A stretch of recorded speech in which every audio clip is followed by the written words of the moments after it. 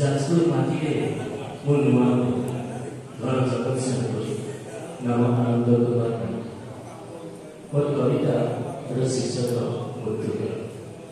ସେ ଦୁଇ ଜଣ କବି ଥିଲେ। ସେ ଦୁଇ ଜଣ କବି ଥିଲେ। ଜଣେ ମୃତ୍ୟୁର ବନ୍ଧୁତ୍ୱକୁ ଆମନ୍ତ୍ରୀ, ଜଣେ ମୃତ୍ୟୁର ବନ୍ଧୁତ୍ୱକୁ ଆମନ୍ତ୍ରୀ, ଜଣେ ମୃତ୍ୟୁକୁ ଅନେକ ଦୂରରେ। ଜଣେ ଯୁବସୁଲଭ, ଜଣେ ଥିଲା ଯୁବସୁଲଭ, ଅନ୍ୟ ଜଣେ ପରିଣତ ବୃଦ୍ଧ। ଦୁହେଁ ସଭା ଛାଡ଼ି ଚାଲିଗଲେ। ହଠାତ୍ ଦୁହେଁ ସଭା ଛାଡ଼ି ଚାଲିଗଲେ। କବିତା ତାଙ୍କର ରହିଲା ଆବୃତ୍ତି ଅପେକ୍ଷାରେ।